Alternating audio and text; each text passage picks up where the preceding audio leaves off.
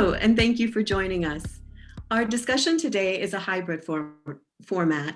This first half has been taped in advance and the Q&A will be live, so as you have questions or examples to share from your own experiences, please type them in the chat.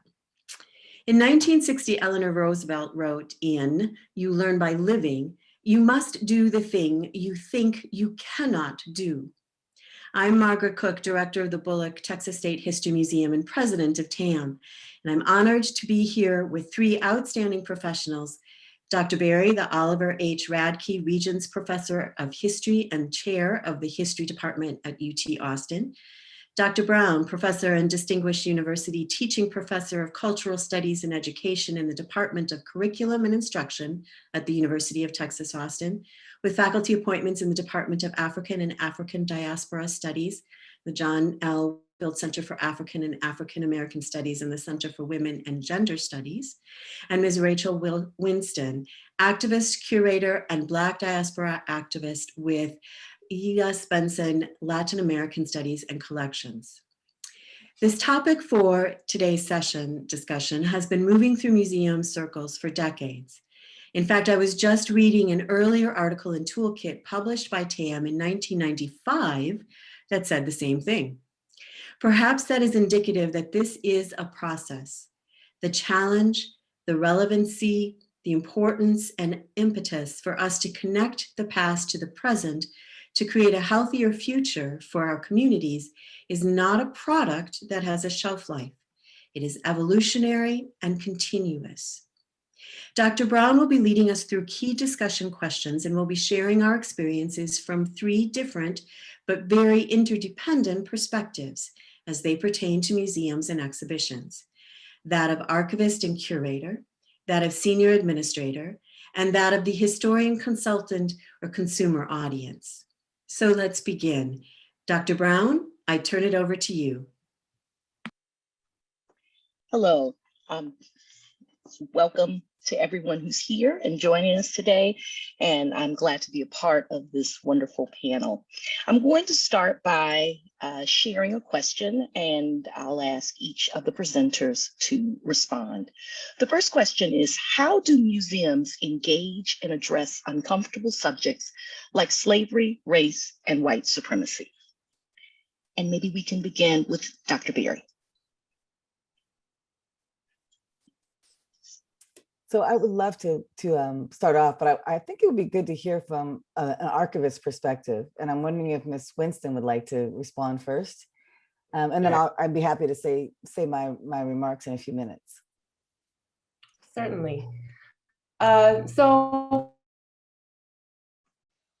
for me, coming from the collections documentation, both outward-facing documentation and inward-facing, I think a lot of this question does get to the work that we as cultural heritage and museum workers do that is public engaging, that does engage the public and is public-facing, but there's a significant part that does face inward that we need to be aware of. So documentation can look different depending on the institution, whether it's a finding aid, a description in our collections management systems, internal databases, really making sure that the words and the language we use are accurate, that they represent the people and the subjects that are being discussed in a way that is careful.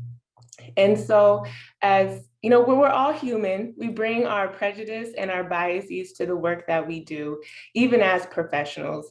Our predecessors are the same. And so this is really ongoing work, not only making sure our description in this current moment is right, but oftentimes revisiting legacy description and doing reparative work. And what I mean by reparative work is being intentional about making sure that voices that are represented in an artifact, in a collection, in a document are represented in fair and accurate ways. So I can give a brief example to this point. I recently processed a manuscript collection. It was purchased from a private collector. It's a collection of documents detailing court records related to slavery in Mexico. And so the collector provided a wonderful inventory, much of which I was able to use, which made my life a lot easier, right? But I did make some editorial changes to the language that was used, particularly in speaking about the enslaved people that were mentioned. So, for example, an original sentence might read something along the lines of, a 34 mulatto man named John was sold. But in my editing, it was changed to read, John, a 34-year-old enslaved man, was sold, really centering the humanity of the people that we're talking about. So the great thing about descriptive work is that so many of us are already engaged in it on a pretty regular basis. So that work can begin now. Thank you. And would you like to go next, Margaret? Sure. And picking up on what Rachel said first, our work in the museum on the floor and exhibitions and programs wouldn't be possible without the work that the curators and archivists and even collections managers are doing at that front end, because it's those finding aids that help us dissect what is available for us to have these teaching moments in the exhibitions for our audiences. From an administrator's perspective, a lot of that groundwork is really critical in making sure that all the stakeholders are on board. And by stakeholders in this case, I mean not as much the audience, but those who are providing funding, those who might also be critical of such efforts or feel that they don't have a place within your particular museum.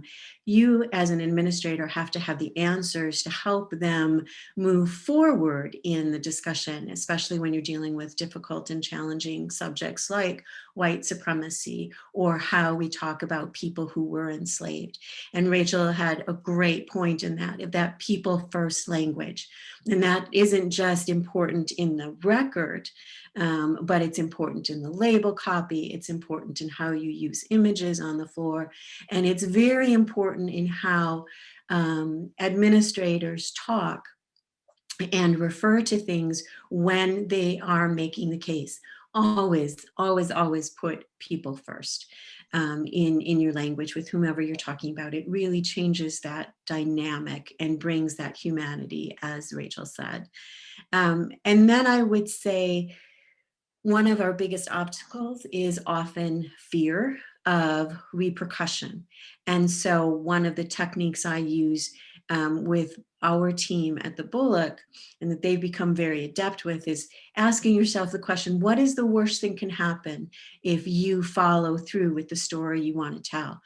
Put together the frequently asked questions. Why are you doing it? Making sure that your motivation is honorable. You're not just jumping on a bandwagon, but you really believe in what you're doing. And that makes a huge difference just in preparing and giving confidence to the team, but also in how the response will be from the public as well. You'll be able to deal with those issues that might come up once you do have something on the floor. Thank you so much. And Dinah, would you like to respond? Sorry, I switched the order. I was thinking about it from the perspective of a consumer and a consultant, and that's how I've engaged museums. And so I was thinking it would be nice for them to speak first. So thank you for allowing me to do that. So from my perspective, I have encountered issues, uncomfortable subjects like race and slavery and white supremacy because I teach it. So it's not necessarily an uncomfortable subject or topic for me. It's the work that I do on a daily basis. But it's really different when I enter a museum space in a museum setting and I see how those organizations address those same topics. And it does not necessarily always reflect the current historical literature. And so I think for me, I'm happy when I'm asked to work with a museum, when a museum is interested in retelling the story or changing their labels or asking questions about the way something is displayed or how it's placed and what else should be in that space. Those are really, really important questions because it helps how users and visitors engage whatever the museum is attempting to teach in that moment. So from my perspective, I don't know that we're at a place, honestly, I don't know that we're at a place on how to address issues of slavery and white supremacy. I think we're being forced to. And I think that we're in a moment where we have to think about how we talk about it. And we are in a very divided space in this nation right now. And so there are some places where people are not even comfortable using the term white supremacy. And some people are rejecting the even notion of it.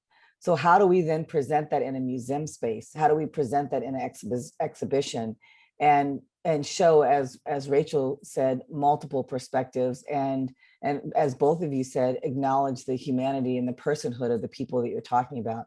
One way is really to show from different angles. I think, because then the user experience that will allow different visitors to connect with the material. And that's one way that I see it. So you might have, and it may not be the same political view or economic view, or it may not even come from a perspective that you agree with, but it's showing the variety of our thinking in this nation, the variety of the ways in which we've encountered history. But if I were to consult on projects related to slavery, which I have, I am always about enslaved people and about their humanity and not objectifying them, and recognizing that enslaved people had thoughts and feelings and emotions, and they had opinions about how they were treated. And if we just judge the way we present them from the perspective of the enslaver, then we miss an aspect of the experience that is often undertold or not necessarily acknowledged. And so how do we do that if we don't have records from the enslaved, which we do, but we may not have records to tell that particular story at your particular museum, right? And one way to do that is to ask questions. Ask questions of the material, even if you don't have the answer, because your viewers will be coming to that space, and some of them will be asking those same questions, and it will be comforting for them to think, okay, I was wondering the same thing, or I wanted to know why that was this way. Even if you can't answer it, I think it's important to engage history. I also think it's okay for museums to upgrade, revise, and revisit even their own, I was going to say traveling, but not even the traveling exhibitions, because those are easy to change. But I'm saying the things that are part of the permanent collection, there's ways where you can make changes to it. Sarah Bond from the University of Iowa, she wrote about this in an article about how there was a museum, and I think it was in Massachusetts. I can't remember the name of the museum right now, but they made changes. They had a permanent collection of the history of people in that region. And what they did was they added labels that talked about them, these same people, as enslavers, and how much money they made off of enslaved people's bodies, rather than saying this is the judge and this is the police officer and this is the, this great outside citizen. Yes, that's who they were, but they were also owning enslaved people. And what they did next to these labels was included the names of enslaved people that they own, the ages, and whatever stories they could. That added and made for a much richer experience for those visiting. And I'm sorry, I can't think of the name of the museum right now, but that's just one example, I think, of how we can address and make changes and keep up with current literature. And it's not easy to do, but I think even having a team of scholars to come in and work with museum professionals, because there are a number of scholars that want to do that kind of work and are happy to do it. So I'll start with that. Great, thank you all. So picking up on this theme of how do we sort of engage difficult topics, or topics that some people, in particular our public, might find difficult, how do you then engage visitors who are coming into the museum without alienating some or offending others, which seems like a sort of delicate balance in a way that you have to consider. Would you like to start with this question, Margaret? Sure. Yes, of course. Thank you. So I think the truth here is that no matter what subject you're dealing with on the floor or in a program in a museum, there is always the possibility that someone is not going to like it, or someone is going to be offended. And again, it comes back to what was your motivation for doing it in the first place. Are you committed to the subject? Do you have your answers for those critiques that come up? I remember hearing from one of our staff at one point where they were talking with a visitor who just come out of this incredible Butterflies IMAX movie that we had, right, about monarch migration. And the individual said, oh, it was beautiful until that part that they started talking about evolution, and then it lost me, right? Well, from our perspective, evolution is science, and there's no question about that. But here's an individual who was having a good experience up until there was something that they, for whatever reasons, did not agree with. So my point there is that always happens. It could be the most benign in your thinking event or program or exhibition, and yet someone will have had their perspective challenged and be uncomfortable with that, and so they might voice that. So you have to be ready for that. People are people, they're very human, they're coming from different perspectives, as Dr. Berry had said, and it's important to recognize that. It's also important to recognize that among your own staff who are working on a project, there might not be a unified voice. And as an administrator or facilitator for that team, it is important to be able to pull them together and keep them focused on the main mission of what you're doing and why you're doing it. I can think of a particular example where the Bullock Museum had the opportunity to put a Grand Dragon robe from the Dallas area on view. It was on loan from a family who really had found it, had no idea of their family history, didn't want anything to do with the robe. Wanted to donate it, but we don't accept donations. We are all based on loaned objects from other places. So all based on relationships, truthfully, in terms of what goes on the floor. And we debated for a while the pros and cons of putting this on. And we even knew that there were some of our volunteers who weren't going to go into the room where the robe was going to be. So we did a lot of prepping. We did a lot of prepping with the staff. We did a lot of conversations with our executive leadership to make sure that this was going to help us tell the story that we wanted it to tell. And then we combined it with a story about the Klan's effect and their role in lynchings within Texas. And we tried at all costs to avoid re-victimization of those who had been lynched. And in concert with that, we were able to present a programming, both teacher training and symposium for folks to look deeper into what it meant to have this presence, particularly at the turn of the century, but also draw connections to the present. And there was great concern that there was going to be significant backlash among our visitors, and the effect was quite the opposite. People understood. There might have been some who were uncomfortable with it, but overall it was used as a teaching experience. And so one of the things that helped with that is we were prepared for every possible question, every possible criticism that would come our way. And it ended up being quite successful without making it sensationalistic. Thank you. Rachel, would you like to take that question? Sure, thank you. So much of what brings folks through our doors and in these days into our virtual spaces is connection and relationships, just like you were speaking about, Margaret. So much of that motivation to come has to do with seeing yourself, right? Your history, your interests represented in the exhibitions that we're promoting or the collection items that we steward.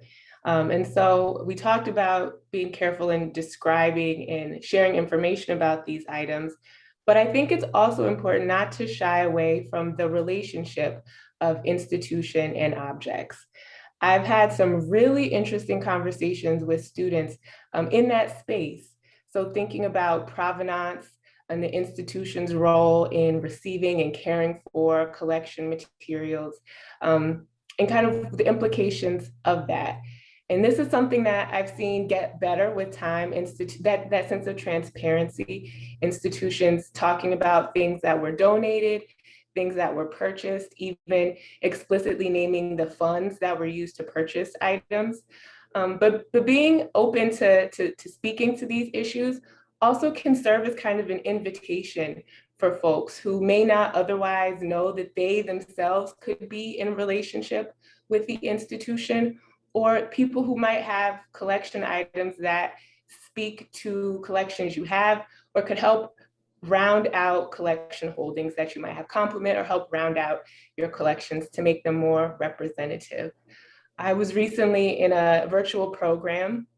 A collecting institution was talking about a postcard collection they had in their holdings, and the chat was on fire. People seeing this collection talked about had people thinking in the chat, people talking about their own postcard collections, not only their thoughts about what was being discussed in the presentation, but also the materials they had and how they related. And so just getting folks excited about what you have and building on that connection that they feel to your collection can also engage them in new ways. Thank you. And Dinah, would you like to respond? Sure. I think I would basically agree with everything that both Rachel and Margaret said in terms of programming, and also having public events, presentations, and talks. I think also guided tours where you can bring in experts to come and lead different groups through that material. But one of the ways you can address programming would be to have, when we talked about multiple perspectives, having different nights focus on different perspectives of that particular exhibition. And that would be one way to engage the local community or even a community beyond that, where people might want to come because of a particular speaker or because the fact that it's connecting themselves to that particular exhibit. So I think those are some of the things. I think also teacher trainings, how teachers, and this was already mentioned, but how teachers can use and engage the material. If you also could provide, and this is not always budgetary, it's not always within budget, but even providing a pamphlet or a brochure, not all exhibits have catalogs, but some kind of brochure that teachers can use back in their classrooms, or even images of documents, or if there's a companion website, that's another way to engage, which I think is a wonderful way to address when you may not have the space to do it, but also making sure your docents are well trained, so that the docents that are participating in those conversations, that are leading it, that are leading visitors through the space, that they're prepared and that they've done whatever readings you want them to have, maybe even having a workshop with the docents prior to opening exhibition, which I know that often happens, but just empowering them to feel comfortable, and even having them practice some of the things that they might want to share when they engage the exhibit. I think those are some of the ways, but also, to be real frank, is to just address the controversial, difficult topics, the elephants in the room up front, because half the people that are either on the tours or looking are thinking it, and just address it right away. And then one thing that I don't know what other professionals on this panel would feel, but for me, I like going to museums where there's public comments. You see the Post-its, it can get kind of messy and they fall off the wall and they're on the floor, but is there some way to even use electronic ways of, as Rachel was just describing, the chat, like, is there a way to put like a digital board next there with information on people's feedback or comments? It'd be really, I enjoy seeing how other people engage the particular collection or a particular exhibit. And so I sometimes read those comments at the end. I was like, oh, I didn't think that, or I didn't feel that, or I didn't recognize that. I need to go back. I didn't see that particular part of the exhibit. So I think those are some of the ways that I would engage and deal with and address programming in these spaces. That's great. Thank you. So let's go to our final question, which links what Dinah was just speaking about. What types of programs then do you think add depth to these conversations? And in my mind, as I've been listening to you all talk, I'm thinking about these exhibits, these kinds of exhibits as a type of curriculum in a lot of ways. We're educating others and helping to broaden the way that people think about the work, think about whatever it is that we're sharing in the museum. So what kind of programming do you think can deepen the experience, the learning experience and the exposure that our visitors at museums have? And I guess we can start with Rachel. Sure. So there is so much opportunity in creating programming to involve and engage community stakeholders in the planning and the processes of creating programming events. So many opportunities that I think we haven't even explored them all as a profession. It's really important to stay mindful of the fact that while we may maintain custody of the physical object or items, we don't certainly have all the knowledge and context for these. So any programming or events are just made more complete with the input and equitable involvement of community members and those who are most at stake with these collections. And this can be uncomfortable, right? Especially a lot of our institutions have workflows and checklists and ways about doing things that don't necessarily include outreach and involving people outside of the institution in these processes, but it can be done. I have been working currently on an online exhibition, partnering with a collecting institution in the Caribbean. And it's been a really collaborative experience. And so this is certainly, I'm kind of reinventing some of my institution's workflows in doing that, but it's just such an important step. So to give an example, I made sure that, so as we were sharing information and items and ideas on how this exhibition would take shape, when the first draft of all of the exhibition text was finished, I sent it to their team to review before it even went to the editors to view. So making sure that everybody is on board and feels good about things has been important in getting their input on how things will look, knowing that I may be the main point of contact at my institution, but I'm certainly not the only person who should have their hands on this work. So there's so much possibility to engage our larger community in the work that we do, and help folks, again, see themselves represented in these spaces and tell their friends and their networks about it to just increase our reach.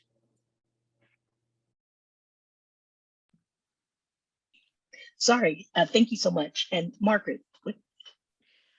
Just second what Rachel has said, and that collaboration is really important, because I don't think that there's any of us out there who are leading or working within an institution that thinks that we have all the answers, right? So you need to go outside of yourself and make those connections. And sometimes it's going to take time. You want to build up trust, especially if maybe before your time at an institution, there wasn't trust built up within the community or within the greater community that you could be serving.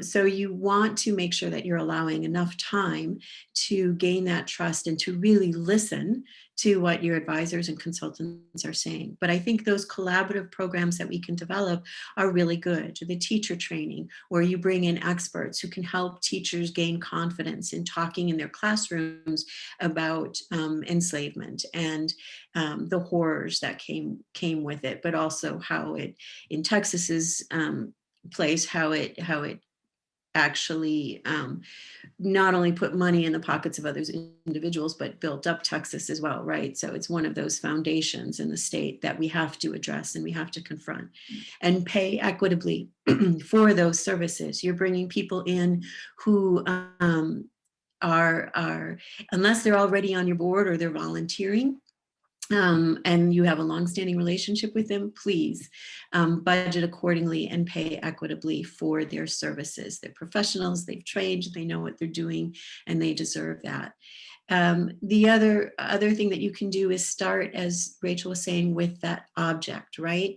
When you have a written document that lays out exactly why a slaveholder was operating in the way that they were, use that. That's irrefutable evidence, especially if you know the provenance, if you've got all of that background information. Start with that object and that artifact. That's one thing museums can do differently and better than anyone else, because that's where our educational learning points are. And if you think how we learn and we're able to educate by creating empathy, what are the ways in which you can engage the senses in order to do that? So tactile experiences, or those virtual experiences where you are really listening as well as presenting. And the one caution that I would make is, if you're contemplating a reenactment of some sort, you've probably seen press recently where there have been perhaps good intentions on the part of a teacher or a museum, that, they thought, well, we'll create empathy by doing this reenacting of whatever. That has a lot of pitfalls to it, and you want to proceed very cautiously there. I would suggest some other kind of tactile experience might be better, as opposed to doing a reenactment of something, because you have the potential to victimize anew, to bring out biases or prejudices that people are not able to handle, either in themselves or in someone else. So I would, particularly if you're a novice at this, I would stay away from those kinds of things. There are a great many other ways to, as Dr. Berry was saying, great many other ways in which you can engage people, and at multiple levels, so that you're reaching them with the programming that you're doing. And then the last thing I would say is, do not think that the age of your audience is a obstacle in terms of approaching teaching about slavery or white supremacy or biases. Because I will tell you, kids, from very early ages are already experiencing racism. And so they need to have the vocabulary in which they can talk about that and share and grow. And so kids are much often more able to handle difficult subjects than adults can be, in terms of talking about it freely and asking those questions. So while you want to make sure that your programming is geared towards different age levels, again, that's where your experts and your consultants can come in to help you with that. Great, thank you so much. And Dinah, do you have anything to share? Just a few, to this question. Yeah, thank you. Just a few things to add on to what I said earlier and what both was just said now. One of the things I think with programming that's useful is to, if you're looking at the history of slavery, to see if there's a descendant community around in the area, because that's one of the most offensive things that an institution can do, is ignore family members on both sides, both the enslaved and the enslavers, to see how they want, the formerly enslavers, to see how they want to engage or how they feel about, and maybe some of these family members want to come speak. They might have other family stories to share that would really enrich and enhance the exhibition. So I think looking for the descendant community, particularly of the enslaved, because their voices have often been overlooked, and we're often using records from slaveholding families to tell the stories of the enslaved. So I think that's one thing. If you have, I would also encourage, like, if you have a particular object or a set of documents, I would even go beyond what you have to then round out the story. So you might have, and like Margaret was saying with the tactile, there may be music that you want to have as part of that, or even engaging local schools so that they can do a class project on that particular exhibition, so that the students would then contribute to the way in which that exhibition is being shared within the community. That's one thing. Also, with slavery, when I say adding other things, we have legislation. I think that's a really powerful way to teach about the history of slavery, because many people have questions. Well, why didn't enslaved people resist, or why didn't they rebel? As if they didn't, but they ask these types of questions. And I think giving the legislation, the demographics of the community really are important. If you're sharing a particular document or a series of things about a plantation or plantation community, then allow the students and the viewers to understand the wider community that material comes from. I think that context will really matter, and it will allow for a more enriched experience there. I think that was all I wanted to share for now. Thank you. Awesome. Well, thank you all so much for responding to these pointed questions. We now have gotten to a point in the presentation where we'd like to just give you an opportunity to share any final thoughts that you might have about the topic of dealing with real and difficult conversations in museums. Is there anything that you'd like to add to the conversation? And maybe I'll start with Rachel. So I do want to first just highlight a point that Margaret made, because it is so important that when you bring in community members and experts, folks from outside of your institution, it's important to pay or compensate them for the work that they do. That can't be understated enough, and to credit their work when it's appropriate as well. I also just want to call out a great resource that's been put online by the National Museum of African American History and Culture, part of the Smithsonian Institution. It's an online toolkit called Talking About Race. And that might be helpful for folks as they begin to think about how they will engage this work into what they're doing, and start making steps towards that.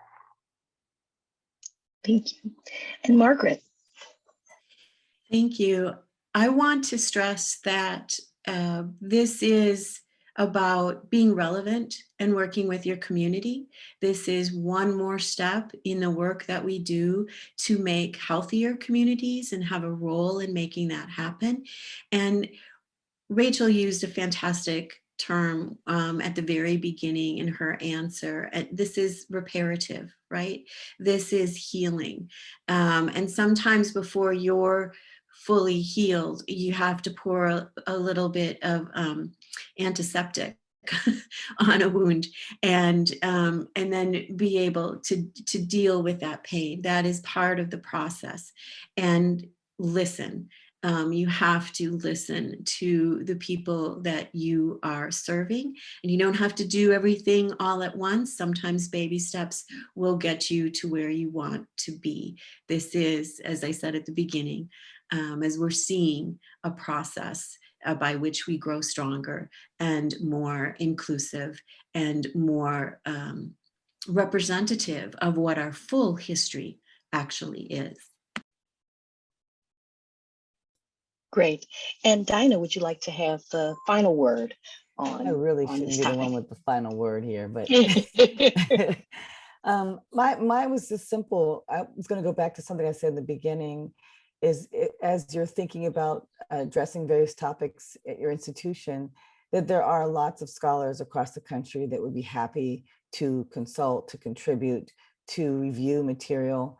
And much of what I hear is, well, we don't know who to contact, we don't know where to find them. You can do a few things. The first is you can contact your local universities and colleges and see if in various departments, depending on what the exhibit is about, and see if they have recommendations. But if you're looking at historical exhibits, there are professional organizations like the American Historical Association, the Organization of American Historians, and they have a series of distinguished lecturers.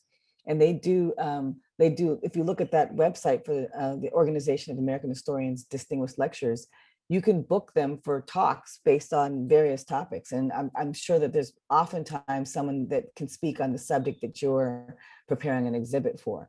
Also, social media is one way. If a museum, people read social media, as you know, people are very engaged, actively engaged in social media. So Instagram, Facebook, Twitter, whatever your site of preference is, but you could also put a question, say, we're preparing an exhibit on this. Any scholars, can anybody recommend a scholar?